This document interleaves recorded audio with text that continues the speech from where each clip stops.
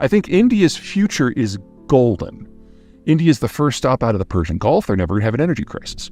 Companies like Reliance Industries have shown that India can dominate heavy and mid-industry. Whether it's chemicals or agriculture or industrial materials, India is an excellent place to get stuff done. It's got a multifaceted labor force that's going to make it dominant in manufacturing, especially as the Chinese have more and more problems. They showed with COVID that they could develop their own vaccine. That works, unlike the Chinese one, which is utter crap. India has a very bright future. It never globalized under the American-led order, so as globalization breaks down, India is going to broadly be fine. But India is going to do things for India, by India, in Indian ways, and that's a negative as much as it is a positive. Capital flight will continue to be an issue. Technological acumen will continue to be a problem in the workforce. So India is perfectly capable of ruling its neighborhood and doing very well for itself, and yet not being a technological power. These are two very different things. Foxconn, the big semiconductor company, pulled out of a joint venture with Vedanta in the state of Gujarat, which is Modi's home state. Modi has put up $10 billion, the Indian government, I guess, has put up $10 billion, in order to attract investors into the tech space. And the pullout of Foxconn is kind of par for the course, and for good reason. There wasn't a corruption issue here. There wasn't even an infrastructure issue. It's a talent issue. India is probably the country in the world that suffers the greatest volume of brain drain. No one ever doubts that Indians are actually good at IT and technological work in general. The question is whether it's the Indians that are in India that are good at it. Opportunities to move abroad into states that have higher incomes, more stability, less religious persecution, blah, blah, blah, blah, blah, all that stuff, has really pulled the talent out of India, not just for the last several months or years, but decades. And Indians who are in that sector tend to move to Southeast Asia, where they can be in upper management as opposed to staying in India, where they're working for less money in order to have a more middling position. And when you're doing tech infrastructure and tech industrial plant, that talent is everything. And Vedanta, the partner, is a typical Indian conglomerate and is broadly useless in training up these people because of the same problem. As soon as there's an opportunity, as soon as you get them the skill set, they move. So that's kind of general problem one. The second problem is just as insurmountable. The amount of capital that is required to make a semiconductor fab facility is absolutely massive, even if it is only the 28 to 40 nanometers that this facility was supposed to build. Now, 28 to 40, that's like a very low-end tablet or a mid-range internal combustion vehicle or a really, really, really, really fancy something for the Internet of Things. So what I kind of consider bread and butter chips, but nothing too crazy. That said, these facilities still run in the billions of dollars, oftentimes topping $10 billion if you want to do them at scale. That's a lot of cash for a system like India. Now, India is a very large economy because it has a lot of people and it's a big place. But even the largest of the Indian conglomerates tend to get dwarfed in this space by the middle players in the tech space internationally, just because the level of capital is so difficult. The effort, the skill set, the labor force, the command of details that it takes to do something like this requires a massive organization and a metric shit ton of capital. And that is just not something that the Indians are very good at. Now, does this mean that I think that the whole idea of shining India is a farce? Yes, but let me explain that. So before all you Hindu nationalists write in about what a hateful person I am, I think India's future is golden.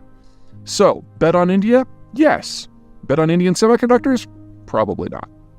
The key thing to remember about India is that India looks out for India's own best interests. And while every country does that to some degree, the big difference between India and everyone else is that India is not really a country.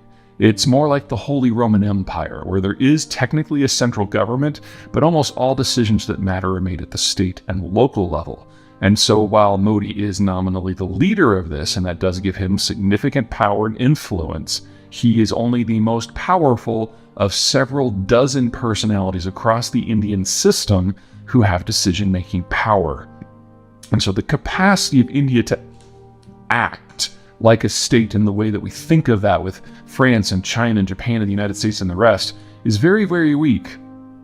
Second, because of this internal fractious, ever-shifting coalition and competition, India, first and foremost, concerned about how the things in the world impact India.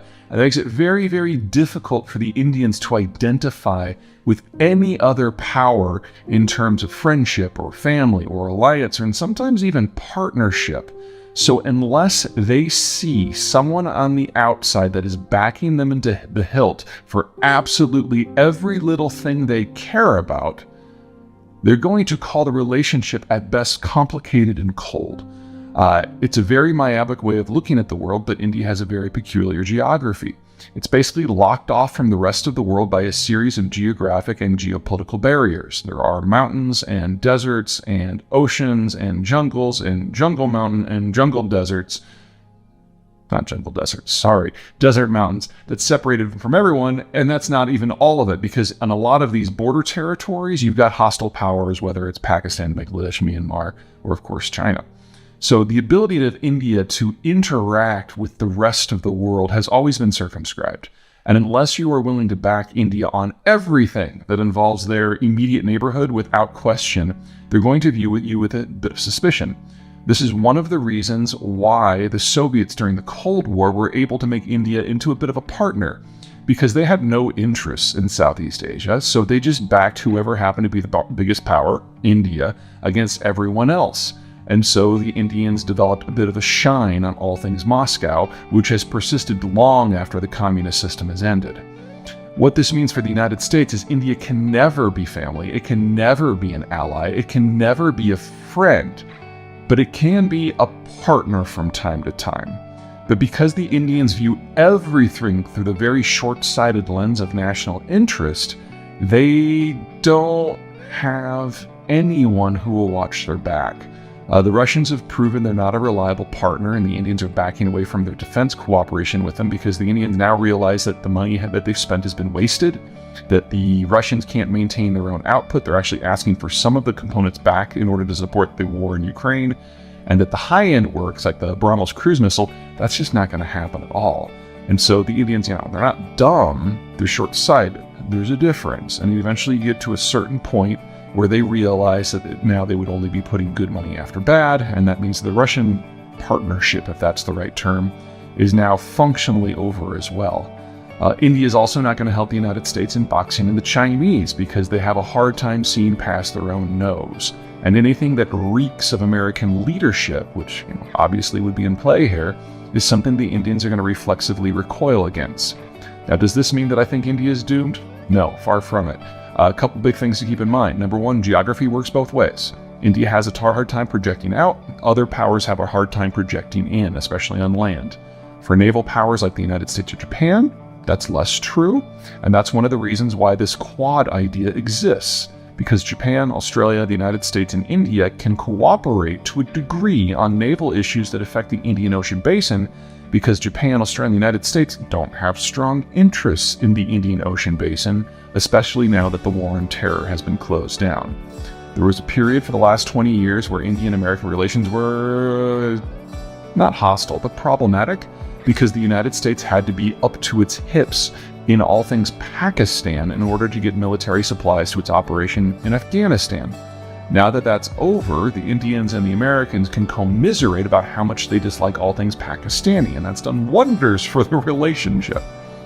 Second, India is the first major country after you leave the Persian Gulf, which means that no matter what happens with global commerce or global energy, India is the first in line, and it will never really have an energy crisis. Third, India's demographic structure, while not perfect, is night and day different from the country they love to compare themselves to, and that is China. Now, India started to industrialize in a big way 35 years ago, and so the birth rate has dropped. But at current rates of birth rate decline, India will not find itself in a Chinese-style situation for another 60 to 70 years.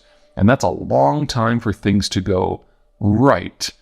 So India does have a demographic dividend. They've got a lot of young adults that have fewer children in the past. That generally spells an opportunity for a 20 to a 30-year consumption-driven growth opportunity. That's not without risk, but on the mechanics of it, the next couple of decades look great. And then the fourth, as the Chinese face problems, A lot of the manufactured goods that the world has been importing from the Chinese system are going to go away. Now, that means if countries still want stuff, they're going to have to build out their own networks to build that stuff themselves. That applies to India just as much as everywhere else, so we should expect to see a 2 to 3 decade industrial boom in the Indian space as well. Now, it will be different from what's happening in Mexico, because remember, India has no allies, no friends, and very few partners, and those partners are erratic. So the sort of manufacturing synergies that Canada, the United States, and Mexico, and to a lesser degree Central America and Colombia can generate, India has to do it all itself. And that means it'll be more expensive, more time-consuming, slower to happen, use more labor, be less productive, less efficient, at the end of the day have lower quality product. But in a fractured world, India will have something that a lot of countries won't. It'll still have stuff. And in that sort of world, India looks good. They are perfectly capable, the Indians, of running an economy that is globally significant without being one that is globally wired.